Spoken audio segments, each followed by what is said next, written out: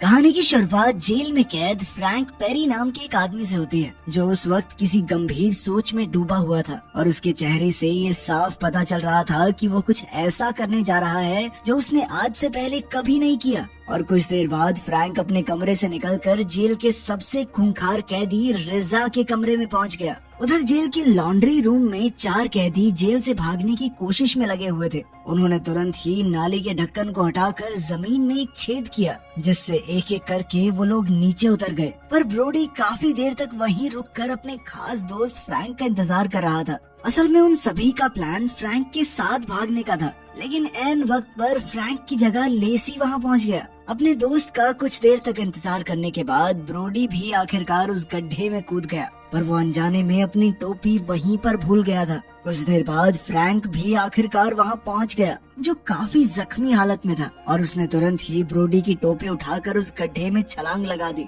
असल में कुछ महीनों पहले फ्रैंक बाकी कैदियों की तरह जेल में एक आम जिंदगी बिता रहा था, जहां उसका काम जेल के लॉन्ड्री रूम में कपड़ों को धोना था। फ्रैंक ने इस जिंदगी को काफी हद तक अपना लिया था, क्योंकि वो उस जेल में उम्र कैद की सजा काट रहा था और उसे बाहर निकलने की कोई उम्मीद भी नहीं थी। इसीलिए इस जेल को अपनी दुनिया मानने के अलावा उसके पास क्या ही चाह रहा था। वो अपना ज्यादातर समय अकेले ही बिताता। साथ ही फ्रैंक जेल के सबसे खूंखार कैदी रिजा से भी दूरी बना कर रखता था। जेल में इतना लंबा समय बिताने के बाद अब फ्रैंक के कुछ दोस्त भी बन गए थे, और एक दिन जब फ्रैंक अपना काम खत्म करके कमरे में वापस आया तो उसने देखा कि उसका साथी अपना सामान पैक कर रहा था। असल में उसकी सजा खत्म हो गई थी और वो वापस अपने घर जाने के लिए तैयार था। उधर बाकी सारे कैदी जेल में आ रहे नए बैच को देखने के लिए खड़े हुए थे, जिन्हें एक एंटी बैक्टीरियल पाउडर लगाकर लाया जा रहा था। इसके साथ ही उन कैदियों ने अंडरवियर के अलावा कुछ भी नहीं पहना हुआ था, और ये देखकर सबसे ज्यादा खुश रिजा का भाई टोनी था, क्योंकि वो जेल में इतने लंबे समय से था कि आदमी होके आदमी से प्यार करने में उसको कोई दिक्कत नहीं थी,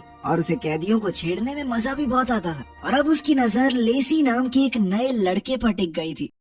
कुछ देर बाद उन सभी कैदियों को अपने अपने कमरों में भेज दिया गया, और अब लेसी फ्रैंक का नया साथी बन गया था। पर फ्रैंक को उसमें कोई खास दिलचस्पी नहीं थी, क्योंकि जब लेसी ने उससे बात करने की कोशिश की तो फ्रैंक ने उसे अनदेखा कर दिया। उसी शाम फ्रैंक को एक खत मिला। असल में फ्रैंक पिछले 14 सालों से अपने परिवार को इस आस में खत लिख रहा था कि शायद किसी दिन उसकी बेटी उसके खत का जवाब जरूर देगी, पर पिछले 14 सालों में उसे एक भी जवाब नहीं मिला। और जो खत आज आया था वो भी उसकी बीवी की तरफ से था, जिसमें उसने बताया था कि असल में ड्रग ओवरडोज के चलते उसकी बेटी हॉस्पिटल में एडमिट थी और शायद कभी भी उसकी मौत हो सकती है। ये खबर सुनते ही फ्रैंक की पूरी दुनिया ही पलट गई, क्योंकि जिस इंसान को वो सबसे ज्यादा प्यार करता था वो अब मौत की दहलीज पर खड़ा हुआ था। ये बात फ्रैंक को अंदर ही अंदर खा रही थी, और इसीलिए वो कुछ देर बाद जेल की चर्च में पहुंच गया, जहां उसकी हालत को देखकर एक गार्ड ने उसके लिए इतनी रात को भी दरवाजा खोल दिया। इसके बाद फ्रैंक कन्फेशन बॉक्स में गया, जहां उसने वो खत बाहर निकाला और जोर जोर से रोना शुरू कर दिया,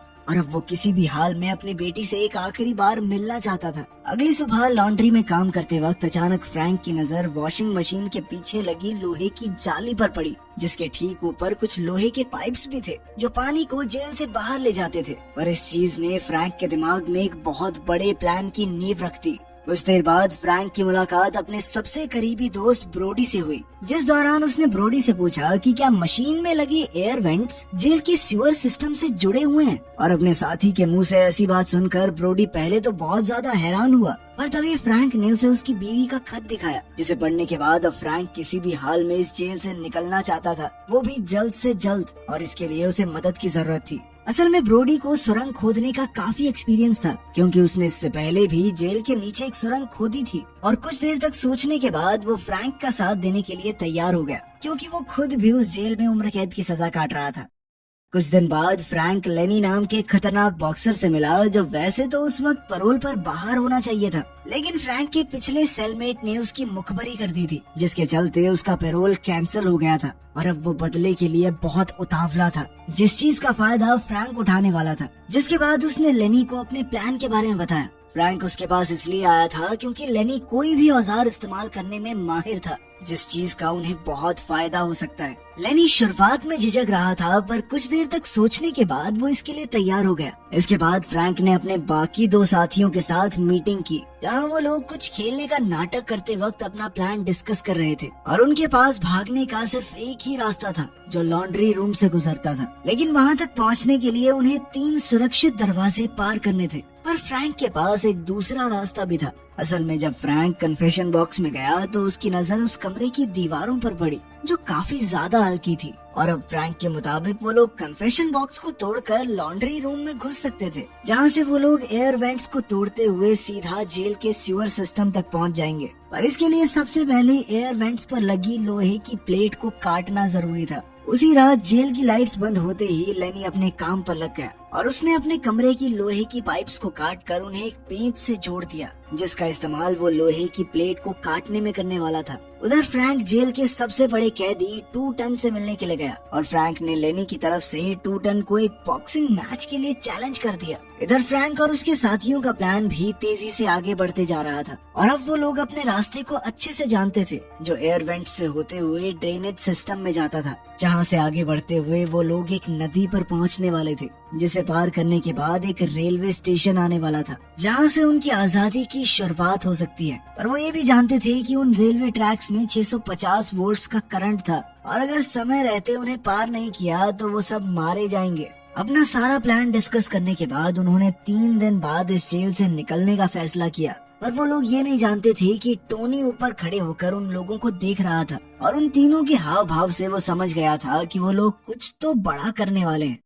उसी रात सभी कैदी 2 टन और लेनी का मैच देखने के लिए कैंटीन में इकट्ठा हुए। असल में 2 टन काफी ज्यादा ताकतवर था और उसने लेनी को बुरी तरह से पीटना शुरू कर दिया। पर सही मौका मिलते ही लेनी ने उसके चेहरे पर एक जोरदार मुक्का मारा, जिसके चलते 2 टन के मुंह से एक डायमंड का दांत बाहर गिर गया और लेनी ने गार्ड्स के वहां आने से पहले ही वो दांत उठाकर अपने पास रख लिया।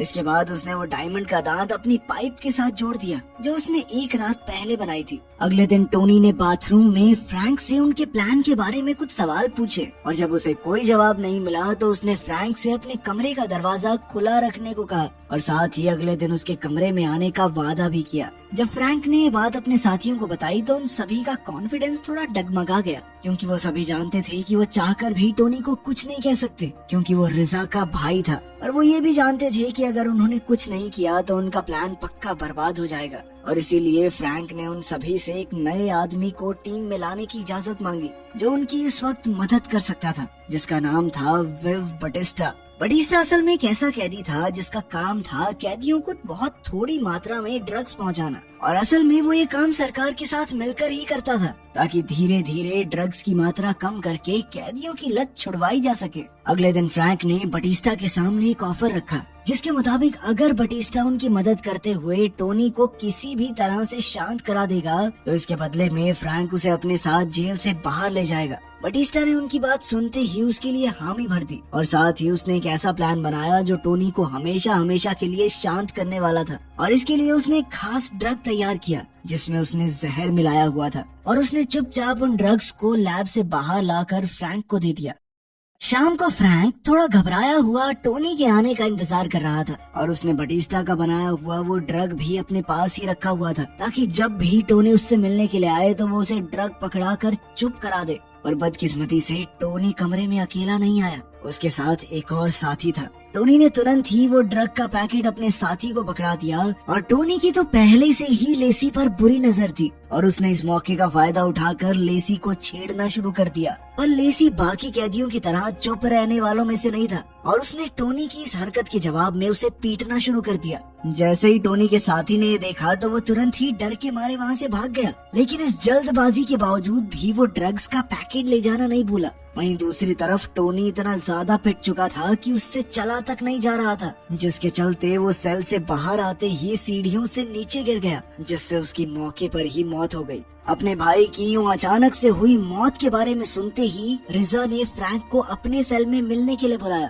वहीं दूसरी तरफ उस हादसे के बाद लेसी को सॉलिटरी कन्फाइनमेंट में डाल दिया गया था। सभी लोग जानते थे कि टोनी अपनी ही हरकतों की वजह से मारा गया था, लेकिन कोई भी ये बात सबके सामने बोलने के लिए तैयार नहीं था और अब बस एक ही चश्मदीद गवाह बचा था, जो था फ्रैंक। क्योंकि टोनी के साथी की भी तब तक जहर वाले ड्रग्स लेने की वजह से मौत हो गई थी और इसीलिए रिजा फ्रैंक के मुंह से सारी सच्चाई जानना चाहता था कि आखिर उसके भाई का कत्ल हुआ तो हुआ कैसे। इसके लिए उसने फ्रैंक को उसी रात अपने सेल में बुलाया, पर बदकिस्मती से फ्रैंक और उसके साथियों ने भी उसी रात जेल से भागने का प्लान बनाया हुआ था, जिसकी शुरुआत पहले ही हो चुकी थी और तब तक जेल में अलग अलग कमरों में बंद उसके साथी अपने काम पर लग चुके थे।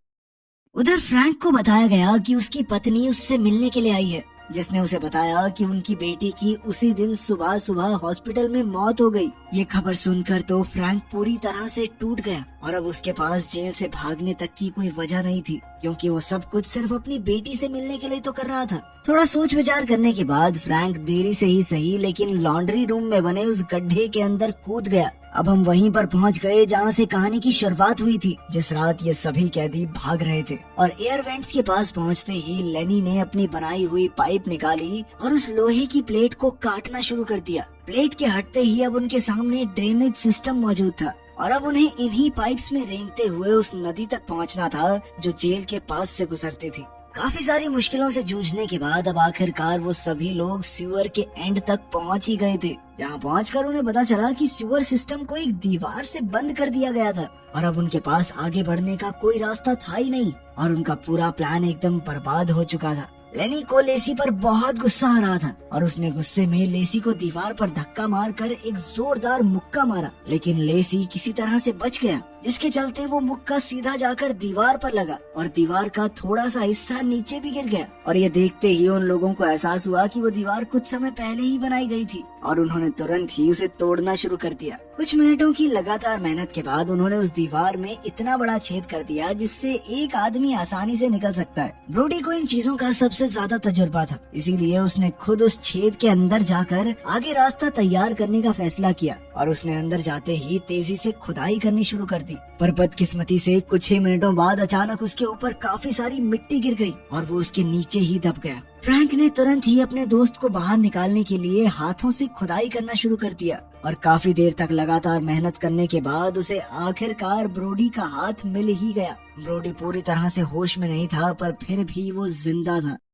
अब वो लोग बारी बारी से ब्रोडी को अपने कंधों पर उठाकर आगे बढ़ रहे थे और कुछ देर चलते चलते वो लोग एक खाली रेलवे स्टेशन पर पहुंच गए, जिसका मतलब था कि वो लोग सही रास्ते पर चल रहे हैं। उधर लेसी ने भी फ्रैंक की मदद करने की कोशिश की, क्योंकि उसके पैर से काफी खून बह रहा था, पर इसके बावजूद भी उसने सभी लोगों को लगातार आगे बढ़ते रहने को कहा। पर तभी उन्हें कुछ कुत्तों के भौंकने की आवाज सुनाई दी, जिसका मतलब था कि अब पुलिस उन्हें ढूंढ रही है और अब बात जिंदगी और मौत की थी। इसीलिए उन्हें मजबूरन अपने जख्मी साथी ब्रोडी को पीछे छोड़कर आगे बढ़ना ही पड़ा। अब उनके सामने एक छोटा सा तालाब था जिसे पार करना वैसे तो मुश्किल नहीं था, लेकिन लेनी को तैरना नहीं आता था, जिस वजह से उसके लिए ये काम काफी ज्यादा मुश्किल बन गया। पर इन परेशानियों के बावजूद भी वो लोग किसी तरह से उस तालाब को पार करके रेलवे ट्रैक्स तक पहुंच ही गए और अब सब कुछ उनकी प्लान के मुताबिक ही चल रहा था। लेकिन तभी बटिस्टा का पैर अचानक से पटरियों में फंस गया और इस चीज को बद से बदतर बनाने के लिए ट्रेन तेजी से उनकी तरफ बढ़ रही थी। लेनी ने अपने साथी की जान बचाने की कोशिश की, पर अपनी इस कोशिश की वजह से वो भी उस ट्रेन के सामने आ गया। अब बस फ्रैंक और लेसी ही बचे हुए थे जो ऐन वक्त पर साइड हटकर ट्रेन से बच गए। इसके बाद वो दोनों ट्रैक्स से निकलकर रेलवे स्टेशन पर पहुंचे, जहां उन दोनों ने अपने कपड़े बदलने के बाद एक दूसरे को आखिरी बार अलविदा कहा। और अब फ्रैंक उन सीढ़ियों पर था जो उसे लंदन शहर की सड़कों तक पहुंचाने वाली थी। तो आखिर फ्रैंक जेल से भागा क्यों? दरअसल जब वो पूरी तरह हिम्मत हार चुका था तो उसने लेसी को अपनी जगह भागने को कहा, जिसके बाद उसने लेसी को प्लान के हिसाब से हर एक चीज बताई और उसे जल्द से जल्द वहाँ से भाग जाने को कहा। यहीं से इस कहानी की शुरुआत हुई थी, जहाँ फ्रैंक तेजी से रिजा के कमरे की तरफ बढ़ रहा था। जहाँ पहुँचते ही उसने बकवास करना शुरू कर दिया ताकि उसके दोस्तों को भागने के लिए ज्यादा से ज्यादा समय मिल सके। इधर फ्रैंक ने रिजा को इतना ज्यादा गुस्सा दिला दिया कि उसने गुस्से में फ्रैंक को चाकू ही मार दिया। कुछ ही सेकंड बाद गार्ड भी उसकी मरहम पट्टी करने के लिए वहाँ पहुँच गए और अपनी बिगड़ती हालत के चलते असल में फ्रैंक सिर्फ ये इमेजिन कर रहा था कि असल में वो भी अपने साथियों के साथ जेल से भाग रहा था, लेकिन असल में तो उसने अपनी जान की बाजी खेलकर अपने दोस्तों के लिए समय खरीदा था ताकि वो लोग आजादी महसूस कर सकें। कहानी के आखिर में असलियत में ना सही पर फ्रैंक अपने दिमाग में लंदन की सड़कों पर अपनी बेटी से मिल रहा था, जो पता नहीं कैसे जिंदा थी। इसी के साथ कहानी खत्म होती है। वीडियो पसंद आई तो लाइक कर देना, चैनल को सब्सक्राइब कर लेना। मिलते हैं अगली वीडियो में।